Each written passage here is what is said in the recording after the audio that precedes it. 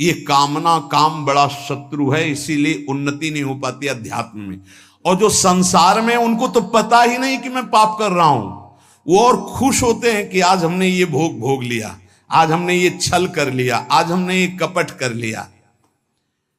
कामना से कर्म होते हैं, कामना जितनी बढ़ती जाती है पाप कर्म उतना ही बढ़ते जाते हैं। शास्त्र के विरुद्ध मनमानी आचरण में पाप ही होता है। शब्द याद कर लो, शास्त्र आज्ञा के विरुद्ध मनमानी आचरण में सदैव पाप ही होता है। ये विकर्म बड़ा भयावह होता है और ये भारी दंड देता है, और ये कभी नष्ट नहीं होता। नष्ट तो भगवान कर सकते हैं केवल। ये आकाश में छाया हुआ शत्रु समझो, जिस समय इसका समय आएगा उसी समय भयानक घटना रूप बन जाएगा, ये रोग रूप बन जाएगा। किसी की भी बुद्धि में बैठकर आपका अहित करो, बड़ा विचित्र स्वरूप है। कोई पूछ रहा था कि भाई भगवान के यहां तो बहुत नरक भोगवाएं, फिर यहां जन्म दें और कष्ट दें, ऐसा एक पाप कर्म है? अगर इस सृष्टि में, भारत में तुम एक कोई पाप कर्म तुम्हारा प्रकाशित हो जाए कि एक हिंसा की, एक व्यभिचार किया, एक छेड़ा, तो उसकी सजा देख लो जाके कानून में। बोले 20 वर्ष की जेल और 1 लाख रुपया जुर्माना। इसके बाद जुर्माना क्यों, जब उसको सजा दी जा रही है तो जुर्माना कैसे दे? उसको तो सजा दे दी। नहीं नहीं, कानून है, ऊपर से है जुर्माना। तुमने ऐसा किया, 7 साल की जेल, 50,000 जुर्माना देना पड़ेगा। ऐसे ही नरक भोग और इसके बाद पुनः तिर्यक योनियों में जन्म और उसका दंड, ये जुर्माना। खेल तमाशा समझो। लाखों पाप ऐसे हैं जो तुम्हारे प्रकाशित नहीं हुए, हमारे प्रकाशित नहीं हुए। अगर भगवान की प्राप्ति नहीं होगी तो एक एक सेकंड के कर्म का भोग भोगना पड़ेगा। ये कब तक चलता रहेगा? जब से सृष्टि रची गई आज तक चल रहा है। तो इसलिए मुझे मनुष्य शरीर से तत्वबोध या भगवत प्राप्ति अत्यंत आवश्यक है। ये काम करने के लिए हम आए हैं। कर्मों को भोगना ही पड़ता है, चाहे जहां भाग के जाओ। किसी ने प्रश्न किया था कि आपने कहा देवराज इंद्र ने अहिल्या के साथ गलत व्यवहार किया, तो आपने ये नहीं बताया उसको दंड क्या मिला। क्योंकि दंड का विषय नहीं चल रहा था, विषय चल रहा था कि भोगाकर्षण कितना प्रबल होता है कि हजारों लाखों अप्सराओं का स्वामी भी, देवराज इंद्र भी, एक मुनि की कुटिया में जाता है और वहां ऐसे गंदे भाव से गौतम ऋषि का वेश धारण कर कर अहिल्या जी का, तो उसको जानते हो क्या दंड मिला था? उसको 1000 भग हो जाए तुरंत साप मिला था। तुझे भग से, भग माने योनि, तुझे योनि से बहुत प्यार है, तू देवराज इंद्र है, तू जो चाहे कर सकता है, तो देख मैं अभी तुझे दंड देता हूं। गौतम ऋषि ने कहा सहस्त्र भगधारी हो जा। पूरे शरीर में हजारों योनियां हो गई और हर योनि से महान दुर्गंध, अब बैठ त्रिभुवन पति बन करके चरणों में लौट गए। 1000 योनि पूरे शरीर में, योनि योनि, और दुर्गंध युक्त घृणास्पद घोर नरक समझो, घोर नरक। चरणों में गिर गए, महाराज त्रुटि हो गई, आप भगवत स्वरूप ऋषि हो, आप बड़े दयालु, बहुत विनय की। तब का भोग तब तक जब तक भगवान रामावतार में नहीं आते।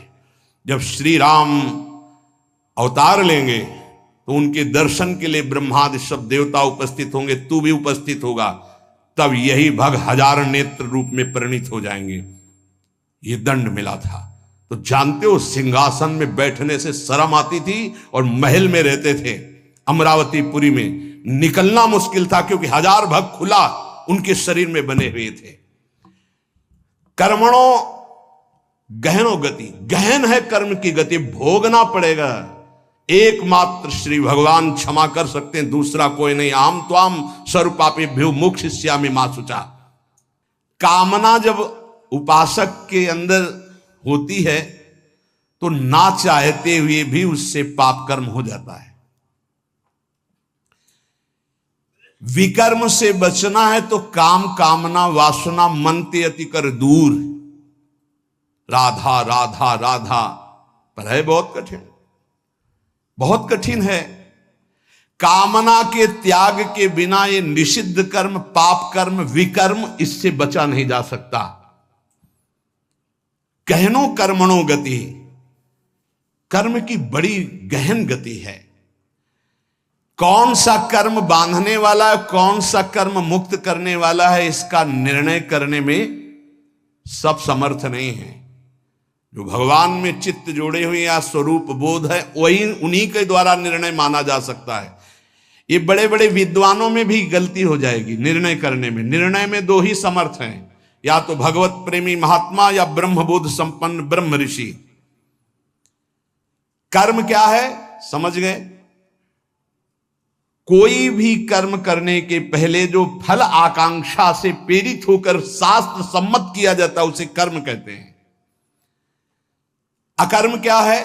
जो तत्वबोध प्राप्त महापुरुष हैं, निर्लिप्त हैं, ममता रहित हैं, आसक्ति रहित हैं, उनके द्वारा हुआ कर्म अकर्म हो जाता है। वो फल नहीं देगा, वो बांधने वाला नहीं। विकर्म क्या है? जो कामना बढ़ी हुई मनमानी पापाचरण है उसे विकर्म कहते हैं, और ये बहुत भयावह है, ये दुर्गति का कारण है। इसी से नाना प्रकार के दुख भोगने पड़ते हैं। श्री भगवान कह रहे हैं जो कामना से कर्म होते हैं वो कामना अधिक बढ़ जाने पर केवल पाप होने लगते हैं। जैसे धन की कामना से कर्म शुरू होते हैं, फिर धन की जब ज्यादा इच्छा हो जाती है तो बेईमानी, चोरी, हिंसा, छल कपट, इसके करने में कोई भय नहीं रह जाता। अकर्म हमारे कर्म हो जाए ये बहुत जरूरी है। अकर्म, उसके दो ही उपाय हैं, या तो निर्लिप्त, फलासक्ति रहित, ममता रहित, ये तो स्वरूप बोध महापुरुष में होता है। तो एक सरल उपाय है, अपने शास्त्र सम्मत कर्तव्य कर्मों को फलेच्छा का त्याग करके श्री भगवान को समर्पित कर दो। राधा राधा जपो, नहीं बहुत यहां जो भी करोगे उसका दंड मिलेगा। महाप्रभु हरिवंश चंद्र जी कहते हैं, जैसी हरिवंश नरक गति दुर्भर, यम द्वारे कटियत नक छीके। छींक दिया उसका भी है, कहां छीका, किस जगह अंगुली उठाई, किस लिए? एक एक चेष्टा का तुम्हारे कहने से थोड़ी होगा। अरे कहीं कुछ नहीं, ये बावरे लोग हैं, इनको क्या पता है। जब दंड मिलते हैं तब इनको समझ में नहीं आता कहां से मिल रहा है दंड। अजर अमर हो, अविनाशी हो, शरीर को लेकर के देहाभिमान से बात कर रहे हो, कोई भगवान नहीं, कोई नहीं। तुम्हारे आंख मूंदने से हो जाएगा क्या? इस अपराध का दंड है। ऐसे ही यहां जो पापाचरण कर रहे हो, कोई भगवान नहीं। इसका जब हिसाब आएगा तब तुम्हें पता चलेगा। करुणा निधान स्वामी ने ये जन्म तुम्हें अपनी तरफ से करुणा करके दिया है कि तुम मुक्त हो जाओ। उपासक को चाहिए कि कामना का नाश करके, विकर्म का नाश करके अकर्म हो जाए, तभी वो जीवन मुक्त होता है। कर्मण्य कर्म यह पश्येद कर्मणि च कर्म यह, सा बुद्धिमान मनुष्येषु स युक्तः कृष्ण कर्म कृत। बड़ी बात कह रहे हैं श्री भगवान। कर्मण्य कर्म यह पश्येद कर्मणि च कर्म यह, जो मनुष्य कर्म में अकर्म देखता है स्थिति, और जो अकर्म में कर्म देखता है, वो मनुष्यों में सर्वश्रेष्ठ बुद्धिमान है, वो योगी है, वो ज्ञानी है, वो संपूर्ण कर्मों को करने वाला होते हुए भी कृतकृत्य जीवन मुक्त है। ये स्थिति है। कर्मण्य अकर्म यह पश्येत, कर्म करते हुए भी अकर्म स्थिति, कर्म करते हुए भी निर्लिप्त रहना। निर्लिप्तता एक बहुत बड़ी सिद्धि है। यहां जो भी कर्म होता है लिप्त होकर होता है। मानो आधी आपकी परिक्रमा हुई, चलो अब बैठ करके पद गाते हैं, हो गए। नहीं नहीं, थोड़ा ही तो रह गया, पूरी हो जानी चाहिए। क्यों, कौन सा फल चाहिए, कौन सा फल चाहिए? नहीं, पूरी होने पर ही सिद्धि होती, फल प्राप्त होती। फल आगे रख लिया ना, लिप्त हो गए, लिप्त हो गए। ये इसी तरह सब शुभ से शुभ, बड़े से बड़े कर्म में निर्लिप्तता का मतलब है पूर्ण होना, ना होना, लाभ होना या हानि हो जाना। जय या पराजय, सुख या दुख, सुख दुखे समय कृत्वा लाभा लाभो जया जयो, ये निर्लिप्त स्थिति है। पूर्णता अपूर्णता से मतलब कोई संकल्प नहीं, स्वाभाविक सहज ही। आगे इस श्लोक में इसका भी भगवान वर्णन करते हैं। पूरा हुआ कर्म या नहीं पूरा हुआ, फल अनुकूल आया या प्रतिकूल आया, आया या नहीं आया, इससे किसी से मतलब नहीं। निर्लिप्त शास्त्र सम्मत केवल कर्म बिना किसी संकल्प इच्छा के हो रहा है। यंत्रवत अमुक कर्म मैं करता हूं, इस कर्म का फल ये होता है, ऐसा लक्ष्य रख करके जो भी कर्म किया जाता है वो उसे बांधता है। ध्यान दीजिए, यहां भगवान बहुत सावधानी की बात कर रहे हैं। अमुक कर्म मैं करता हूं, इस कर्म का ये फल है, ऐसी भावना रखकर जो भी कर्म किया जाता है बड़े से बड़ा, वो उसे बांधता है ना कि मुक्त करता है। प्रत्येक कर्म का आरंभ और अंत होता है, शुरू और विश्राम होता है, इसलिए उसका फल आरंभ और अंत वाला होता है। परंतु हमारी जो दुख निवृत्ति होगी वो नित्य पद में होगी, जो निरंतर है, आनंदमय है, सच्चिदानंदमय है, वो अंत आदि वाला नहीं है। क्रियाएं सब आदि अंत वाली हैं, परिवर्तनशील हैं, उनके फल परिवर्तनशील है। पर जीव फल की इच्छा रख करके ही हर कार्य करता है। अंदर की बात है, बिना फल की इच्छा किए तुम कोई कार्य नहीं करोगे। आज ऐसा करते हैं, पहले फल आएगा उसका, इसका फल क्या होगा, ये चलो ऐसा करते हैं।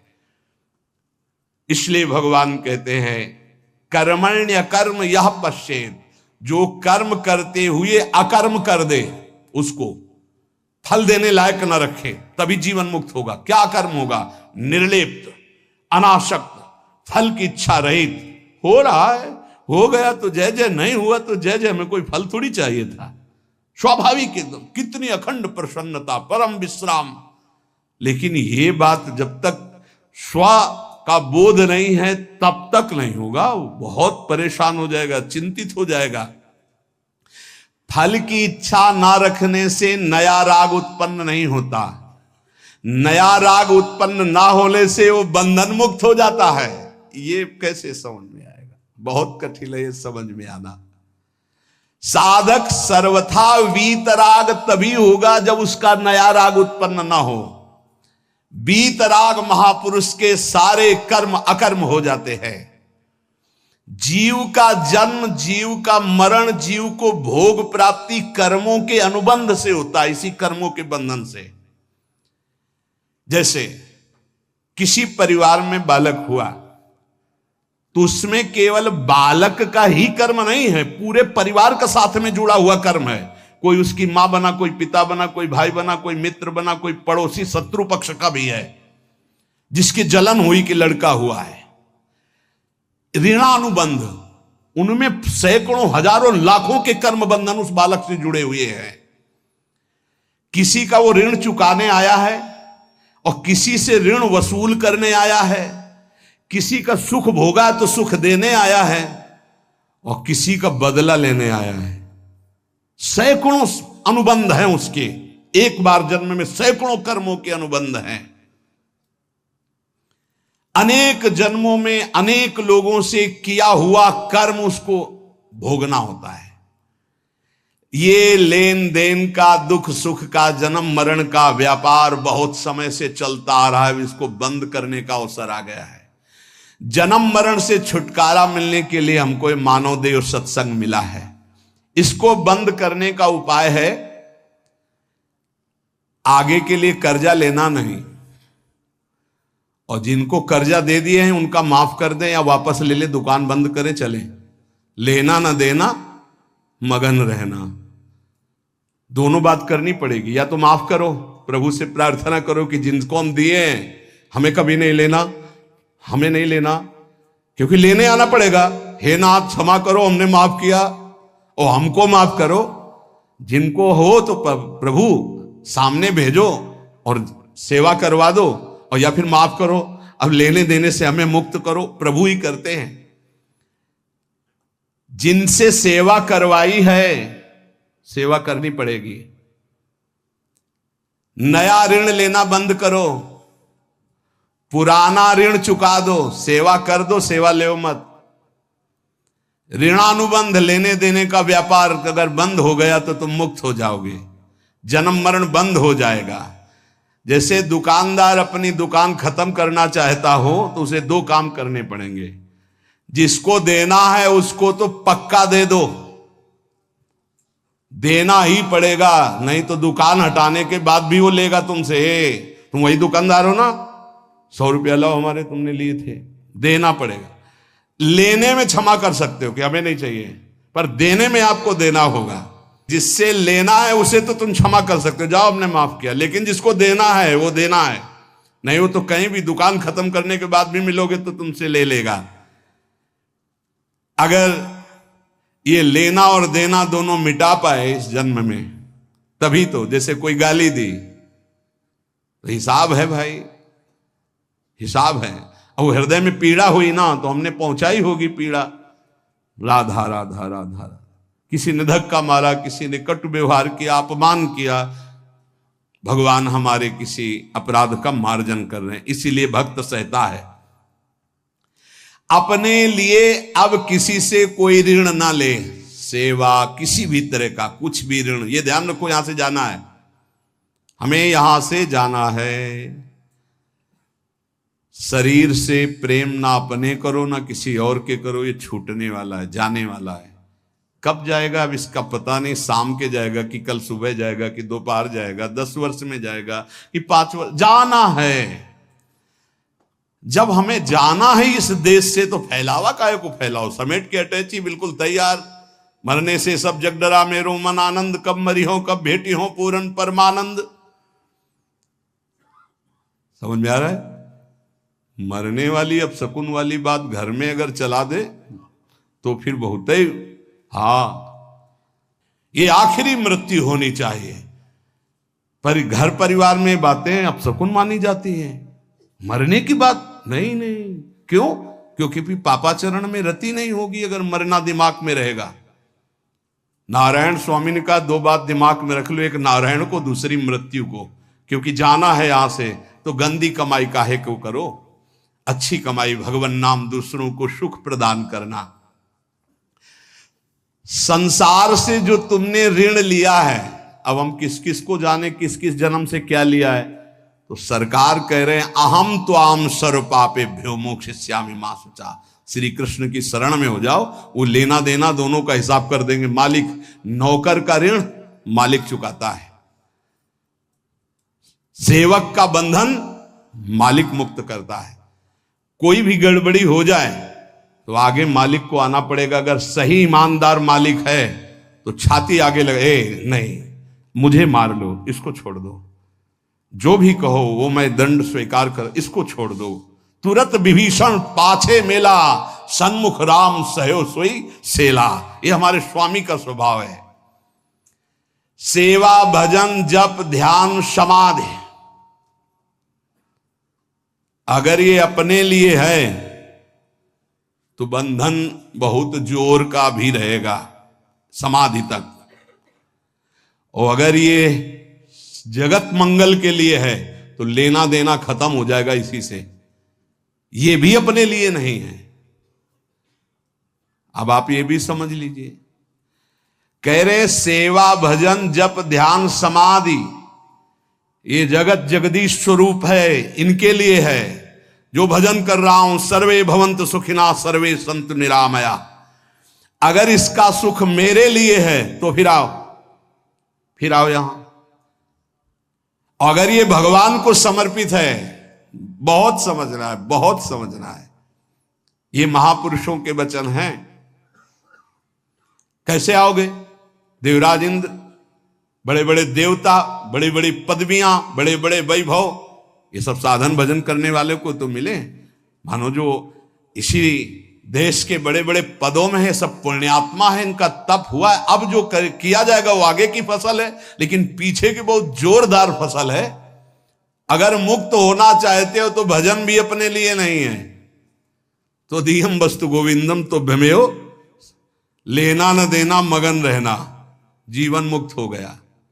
अब आपको लगेगा, जानते हो कैसे बात करते हैं महाराज, आज से एक माला आपके लिए कि आपका रोग ठीक हो जाए, और 10 हमारी, एक माला सिर्फ आपको देंगे। इष्ट और गुरु को एक माला, 10 माला मेरी। नहीं भैया, मेरा अस्तित्व नहीं, अब जो कुछ हो रहा है वो सब आपके लिए है। आप जीवन मुक्त हो गए। ये बड़ा सूक्ष्म विषय है, बड़ा सूक्ष्म विषय। जीवन मुक्त होने के लिए आना न जाना, सेवा भजन जप ध्यान समाधि, ये केवल संसार के हित के लिए है। कहेंगे माला के घुमाए, इतना कष्ट सहकर माला घुमा रहे हो, कह रहे दूसरों के मंगल के लिए है। यही है लेना न देना मगन रहना, इसी से सब कर्जा मिट जाएंगे। भजन करने से सबके कर्जे निपट जाएंगे, जन्म जन्मांतर के जो हैं। नहीं कहां तक देंगे हम। कोई पीट रहा है, किसी को पीट रहे, सब हिसाब किताब हो रहे। कभी गर्भई में नष्ट हो गए, कभी जवानी में, कभी ये, कितना प्रपंच है। जब तक किसी के भी साथ संबंध रहेगा तो इस प्रकृति में आना पड़ेगा। एक और ऊंची बात है कि अब मैं भजन करता नहीं, मेरा राम भजन करते हैं। ये अब मतलब संतों की बात को कोई समझ पाए बड़ा कठिन होता है। लेकिन तुम ना ले आना ये बात अभी से कि हाँ हम तो भजन नहीं करते, श्री जी हमारा भजन करते हैं। वो बहुत ऊंची स्थिति की बात, जीवन मुक्त महापुरुषों की बात। भला ये बात पचेगी कि आज से जितने माला करेंगे, पाठ करेंगे, भजन करेंगे, वो सब अड़ोस पड़ोस में बट जाएगा, तुम्हारे लिए नहीं रहेगा। हम क्यों जाए फिर बाणी पाठ में, हम क्यों माला चलाएं, इतनी परेशानी होकर माला चला तो मेरे लिए नहीं है। इसका मतलब समझते हो, इसका गूढ़ मतलब है। एक माला जपा और कह दिया कि सबका मंगल हो, तो सबके मंगल का जो फल है वो आपको भगवत प्राप्ति करा दिया। समझ रहे हो, ये आंतरिक रहस्य है संतों का। 1 रुपया फेंको और 1 अरब रुपया एक साथ फायदा ले लो। फायदा हुआ कि नहीं हुआ? अगर 1 रुपये में 1 अरब, तो भारत में तो जनसंख्या कितनी है? 140 करोड़ है। ये तो केवल मनुष्यों की हुई। और दीमक की कितनी जनसंख्या है? पशु पक्षियों की, चींटी की, कितने जीव हैं? सर्वे भवन्तु सुखिनः। भजन किया, साधना हुई, सर्वे भवन्तु सुखिनः, तो सबका कृपा प्रसाद मिला और वो भगवान को प्राप्त हो गया। समझ रहे हो, भगवत प्राप्ति, सबका कृपा प्रसाद मिला। भूल चूक से लेन देन जिसके साथ हो चराचर जगत में, सबका खत्म।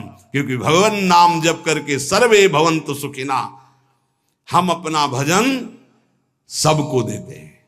तो उससे क्या हुआ? सबके हृदय में बैठे हुए मेरे आराध्य देव राधा वल्लभ लाल जी मुस्कुरा दिए, हमारा काम हो गया। अब समझ में आई बात? अगर ये ना कहें और कह दे कि संसार के लिए भजन करो, इतना कठिन काम भजन हम दूसरों के लिए करें, हम अपने कल्याण के लिए करेंगे। अपना कल्याण तभी होगा जब सबसे लेना देना खत्म हो जाएगा, और वो तभी होगा जब सबके लिए हम भजन करेंगे। पता नहीं हमारा किससे क्या संबंध का, किस जन्म का कौन सा ऋणानुबंध है। तो सर्वे भवन्तु सुखिना सर्वे संतु निरामया, सबसे मुक्त हो गए और भगवत प्राप्त हो गए। ये बड़ा सूक्ष्म विषय है। जो अकर्मणि चा कर्मयः, पहला बताया कर्म करते हुए अकर्म, हमारा कोई फल की आकांक्षा नहीं। जो सत्कर्म हो रहे हैं सबका मंगल हो। अकर्म ही है वो उसे फल नहीं दे पाएंगे, उसे बांध नहीं पाएंगे।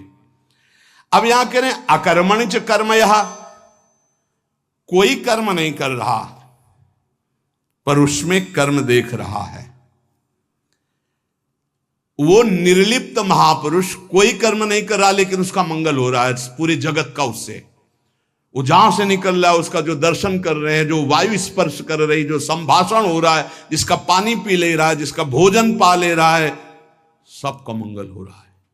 वो कोई मंगल का संकल्प नहीं कर रहा, लेकिन सबका मंगल हो रहा है। जैसे सुगंधित वायु बिना प्रयास के सबकी घ्राणेंद्रिय को सुख पहुंचाती है।